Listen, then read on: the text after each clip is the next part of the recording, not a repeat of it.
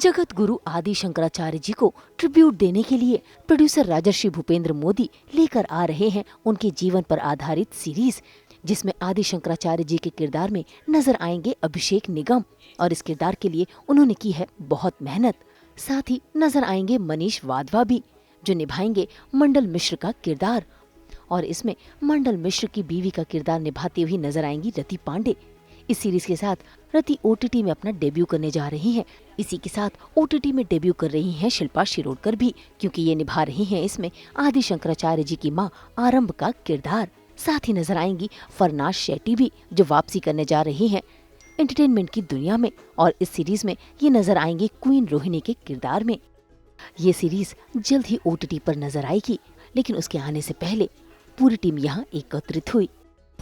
ये चीज मुझे बचपन से मेरे दिल में चोट कर, ये जो देश इतना ज्ञानी है, इतना उसका इतिहास है, तो वो क्यों कभी भी एक पिछड़ा देश माना जाए।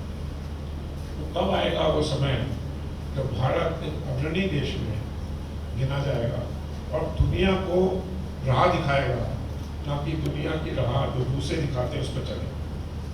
ये जो चेंज है उसका समय आ गया, और ये आज से नहीं, ये प्रेडिक्शन हो गया था बहुत पहले लोगों ने प्रेडिक्ट किया था कि रामकृष्ण परमहंस जब पैदा हुए थे तो वो भारत का चेंज का स्टार्ट, उनके शिष्य विवेकानंद ने भारत में यूथ को वेदों का ज्ञान का पहला झलक दिखाई। रामकृष्ण परमहंस के पैदाइश के बाद यह प्रेडिक्शन था कि 175 साल बाद भारत का उदय होगा, और वो 175 साल 1836 का जन्म हुआ था, वो 2011 था। 2011 एक ऐसा समय था कि सबको ये उम्मीद थी कि भारत में एक बड़ा बदलाव है, वो बदलाव आया भी, और उसमें जो हिंदुत्व है उसको लोगों ने प्रत्येक पहचाना कि जो युवा लोग हैं वो हिंदुत्व से प्रेरित होकर अपना हिंदू धर्म को लेकर ही पूरा का पूरा विचार यहाँ चलता है। आज की गवर्नमेंट भी ऐसी है, आज के जो इंस्टीट्यूशंस हैं वो भी, और बाहर भी हिंदुओं का एक बोलबाला हो रहा है।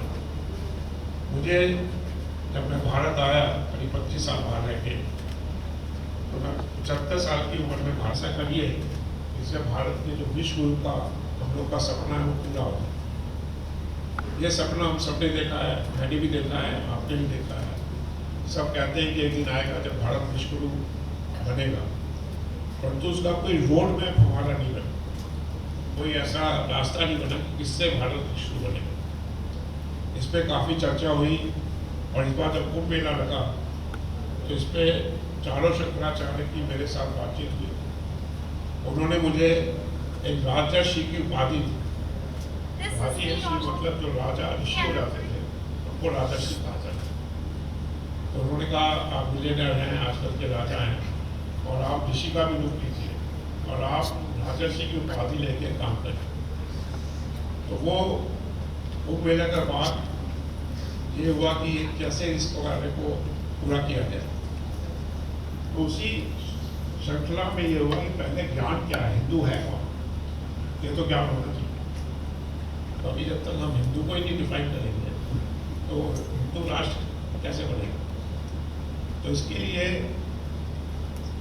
अपने यहाँ ये कहा गया है कि जो भी धर्म सिंधु के इधर से निकले, इस इलाके से, from the east of Sindhu, वो सभी हो, चाहे वो सिख हो या किसी भी उसमें उनको जाना जाए, वो सब हिंदू। यदि हम सबको गिन लेते हैं तो हिंदुओं की संख्या दुनिया में 1.7 मिलियन हो जाती है। मंडन मिश्र का जो ये किरदार है, क्या है ये एक्चुअल में, और क्या कुछ कहानी रहने वाली? मंडन मिश्र एक ऐसा किरदार है जो मुझे भी पढ़ते पढ़ते इनसे पता करते हुए मिला कि जितने ब्राह्मण्स हैं इंडिया में वो उन्हें अपना हीरो मानते हैं।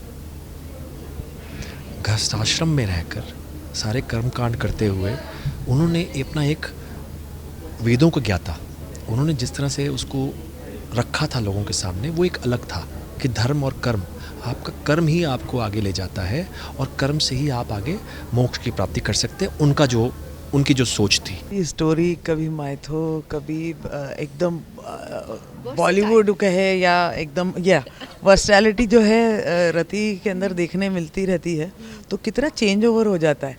मतलब एकदम से हिस्टोरिक, फिर माइथो, फिर एकदम अपना सीरियल फिक्शन पूरा।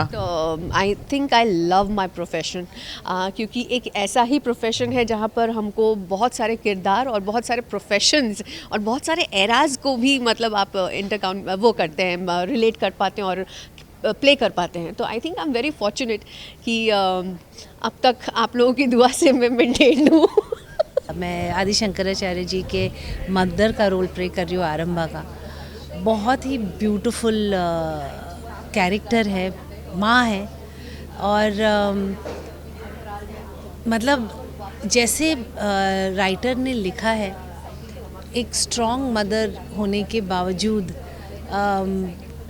अपने बच्चों को सिखाया, पढ़ाया और उसे एक कम उम्र में संन्यास लेने का उसने शी ग्रांटेड हिम संन्यास। तो आई थिंक बहुत ब्यूटीफुल है। और मतलब जब हम रीडिंग भी करते हैं तो एक्चुअली आँखों में पानी आ जाते हैं कि ऐसा हुआ है, यू नो। मुझे बहुत अच्छा लगता था जब सेट पे बोलते थे कि क्वीन रोहिणी इज़ रेडी तो बड़ा अच्छा लगता है। Every girl wants to be a queen, right? And if it's coming through a character, why not? So yeah, it's an honor to be a part of this beautiful journey of Jagat Guru Adi Shankaracharya ji.